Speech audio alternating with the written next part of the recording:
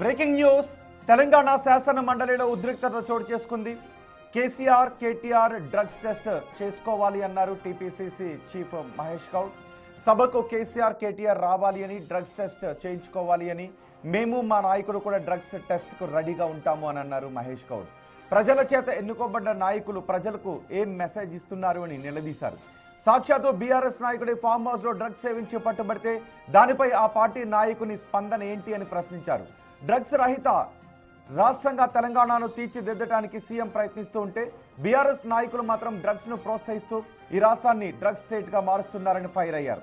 దీంతో సభలో బీఆర్ఎస్ నాయకులు నినాదాలు చేస్తూ మహేష్ గౌడ్ తో వాగ్వాదానికి దిగారు.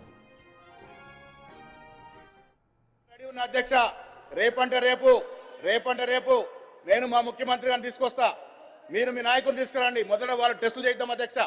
డ్రగ్ టెస్ట్ పోవాల్సిందే. కేసీఆర్ తో పాటు ముఖ్యమంత్రి మా రేవంత్ రెడ్డిని తీసుకొస్తా, డ్రగ్ టెస్ట్ చేద్దాం. తర్వాత మీరు మేము అందరం. అధ్యక్ష, టీఆర్ఎస్ వారు ఎవరెవరికైతే బీఫామ్లు ఇచ్చారో అందరూ కూడా టెస్ట్కు రెడీగా ఉండాలి అధ్యక్ష.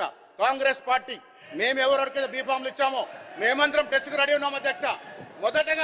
మొదటగా టెస్ట్ చేసుకోవాల్సింది మా ముఖ్యమంత్రిని ఒప్పిస్తాను అధ్యక్ష.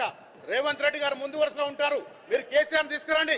ఇద్దరు సభా నాయకుడు, సభా ప్రతిపక్ష నాయకుడు ఇద్దరు కూడా టెస్ట్ జరగాల్సింది అధ్యక్ష.